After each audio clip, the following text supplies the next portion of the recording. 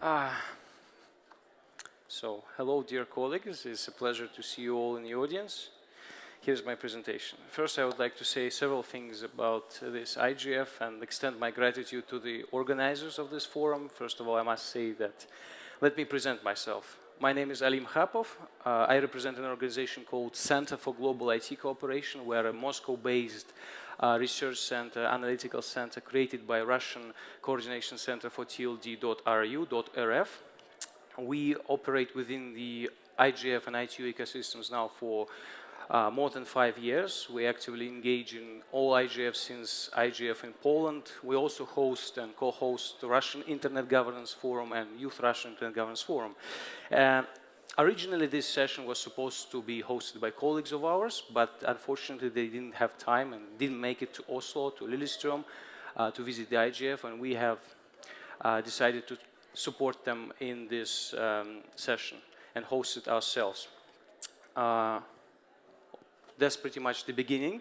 The topic our colleagues decided to pick up, and we also supported them in this endeavor, is concerning the digitalization of the Arctic and, generally speaking, development of the Arctic region. And we believe that this topic is of great importance and relevance nowadays, and especially in formats such as IGF. Perhaps there should be more time spent on issues concerning the Arctic region, especially when we are hosting IGF in a country like Norway, which is an active member of the Arctic Council, and generally speaking has a lot of projects, especially near the Svalbard area, which are connected to digitalization. Several things about the Arctic region. It definitely is a zone of collaboration and a zone of competition, especially nowadays. We always hear here and there the talks about Greenland, about the militarization of the Arctic, about resource chase concerning the Arctic oil and gas fields.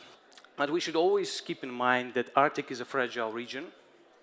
Currently, it has almost 4 million population. 10% of that population is of indigenous origin, meaning people who lived and inhabited Arctic region before European countries started the process of colonization, before the modern states arrived there. It is a fragile ecosystem. It is also a fragile culture. But progress is unstoppable, and it is moving on, especially with the processes such as global warming. The Arctic is rapidly changing. The new passages and routes are opening. Therefore, the ships are moving in, the infrastructure moves in, and people also settle.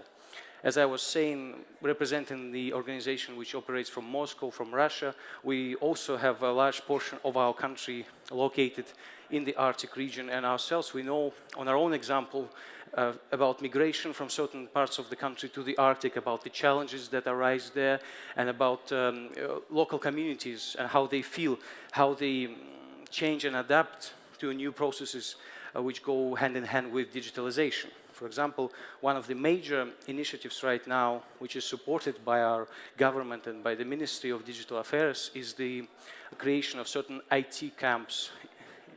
Interestingly enough, even there is a special phrase for it, which goes as IT stoibische, literally translating to as IT kettle camp, because of the distance of certain regions of the Arctic and even inability to access those regions by the road.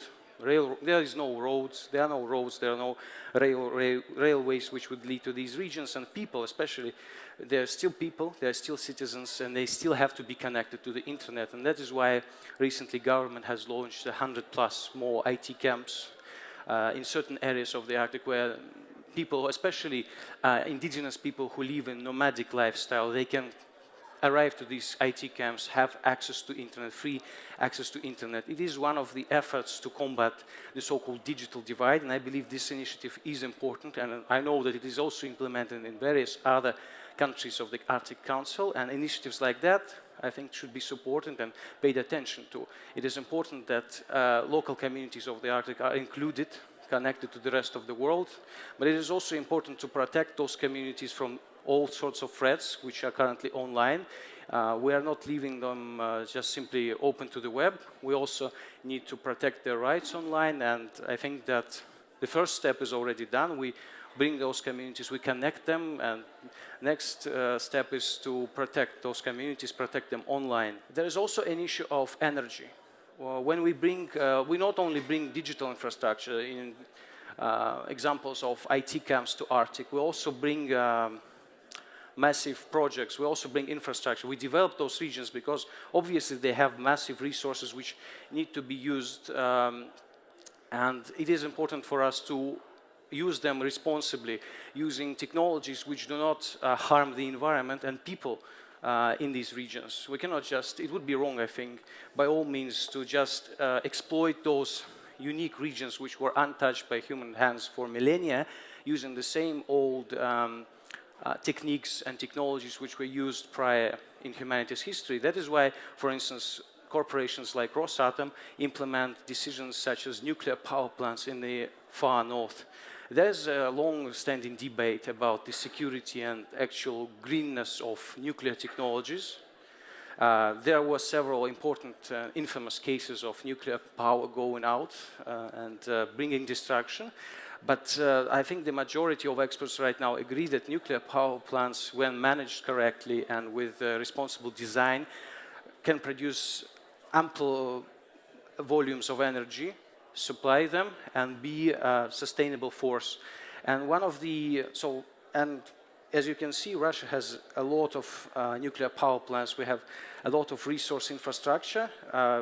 History of that infrastructure. We also develop nuclear power plants abroad. We have a lot of international partners with whom in collaboration we build nuclear power plants. And one of the particularly interesting examples of nuclear power plants built in the Arctic is the recent, there is also a nuclear powered icebreaker fleet, which I believe is also an integral part of the Arctic exploration, and it is also a part of the nuclear powered program. So for instance, a nuclear powered icebreaker can operate as an icebreaker, but it can also operate as a small nuclear power plant when it landed onto the shore. And the next step of the development of this idea is the creation of the floating nuclear power plants. The first one was created in 2020, I believe, and it is called Academic Lomonosov Power Plant.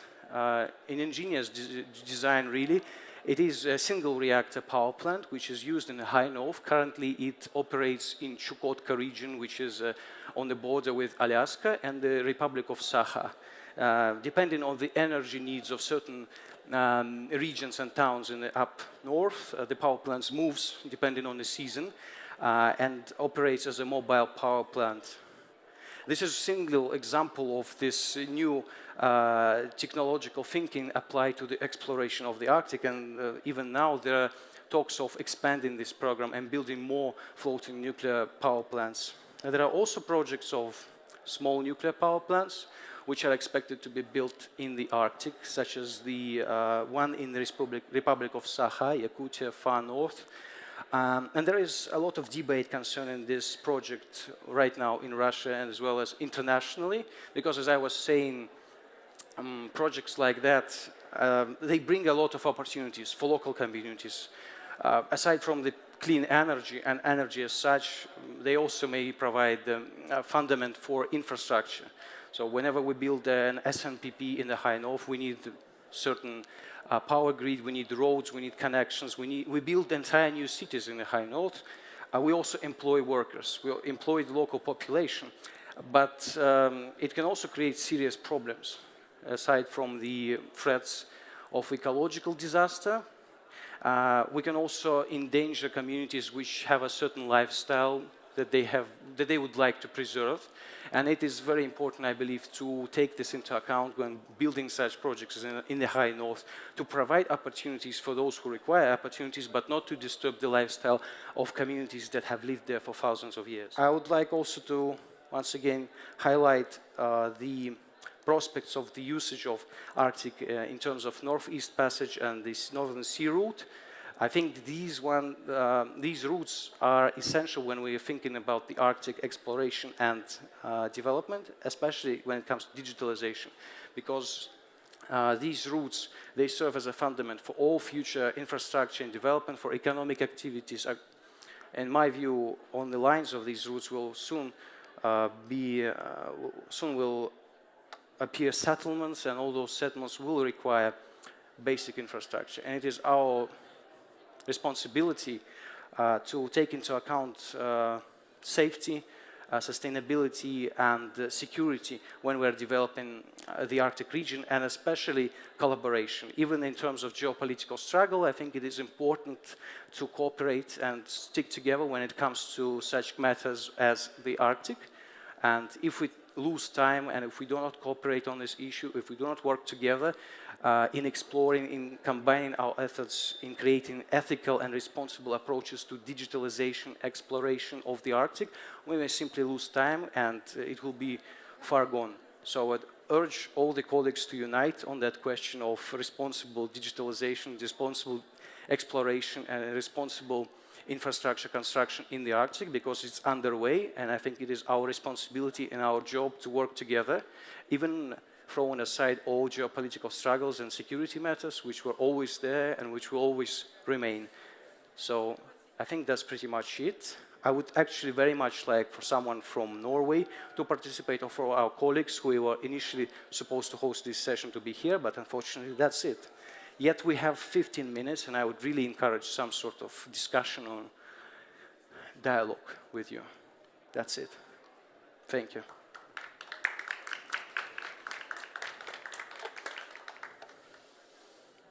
Oh, yeah. Sure, we can do it like this, I think, if we still have time.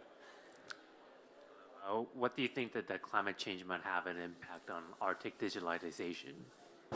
Sorry. Climate change might, what kind of effect do you think that it might have on? I think it already had an effect in a sense that it made Arctic more accessible.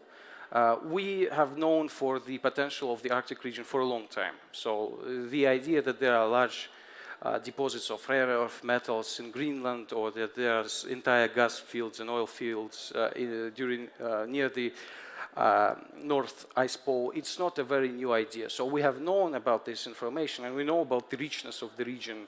And we also always knew that the Northeast Passage, if working, would be a much faster and easier route than via the Suez Canal or Malacca Strait. For instance, there was a very famous comparison that from the port of, I think, Tokyo or Vladivostok to Antwerpen, it takes twice the time to travel via the standard route via Malacca Strait and Suez Canal than it would take via the Northeast Passage. So it's just simply, this knowledge has always been there, but what the climate change has done is that the ice caps are melting, the routes are becoming more accessible. There is also the entire fleet of nuclear where was this slide? Icebreakers, which is, built in Russia. There are also icebreakers built in Scandinavian countries. In United States are currently on their way building the entire fleet. So all these developments combined with the melting of the ice, it also reveals new territories which can be explored. So I believe that is the biggest contribution of the global warming in relation to the Arctic. Oh, well, yeah, sure. There are questions online. That's great.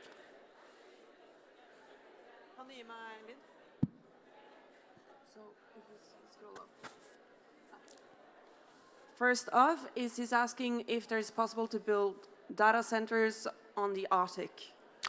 Well, yeah, as I was saying, it is a very debatable question. There are currently several examples of that.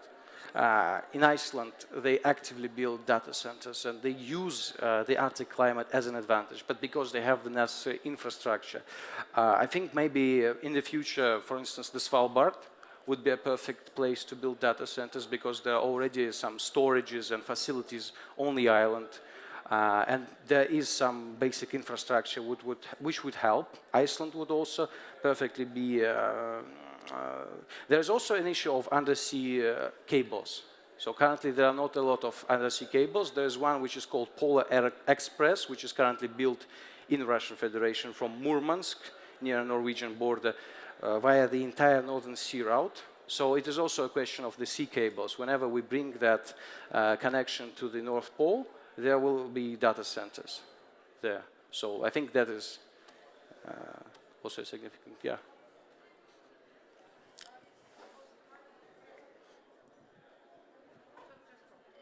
Okay, sorry about that. Yeah, I missed maybe the beginning, but just mentioning about cable.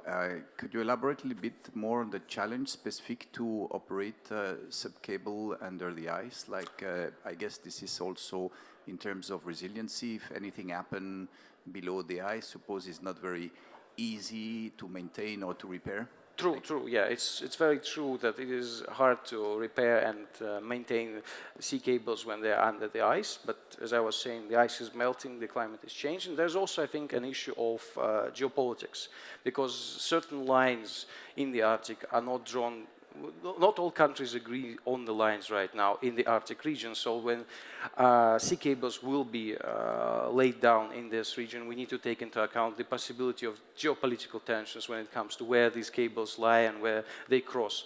So it's an entirely new dialogue, but concerning the hardships which are environmental, yeah, it's true. But construction is on the way. There are several projects. I know very well about the Russian project, and I'm absolutely sure that there are some projects of Canada and US probably as well concerning the sea cables in the Arctic. It is becoming quite relevant.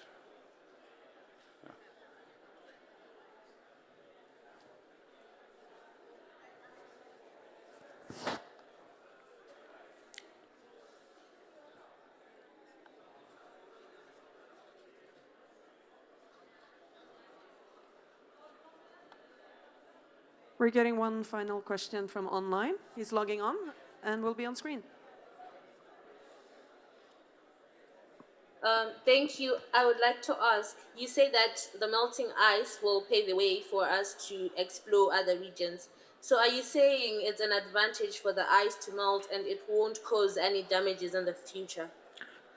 I wouldn't pose this as an advantage. Rather, it is a fact. It is an ongoing process which we international community try to abate. We try to reverse this process of global warming by introduction of green technologies, by reducing carbon emissions. But so far, I think that the global temperature is still rising, and this isn't something we can avoid.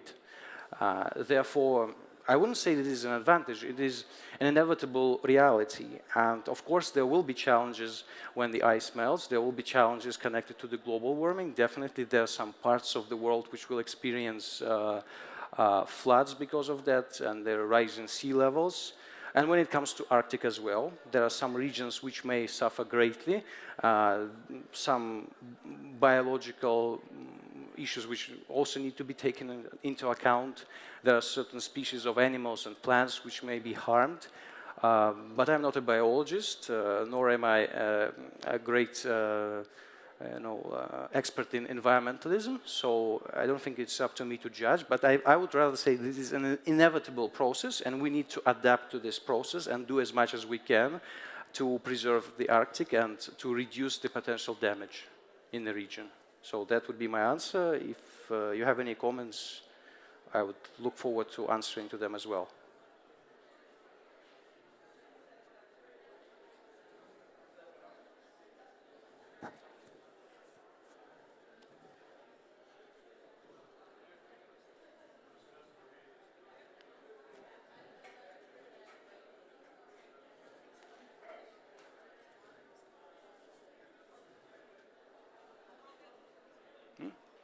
All good?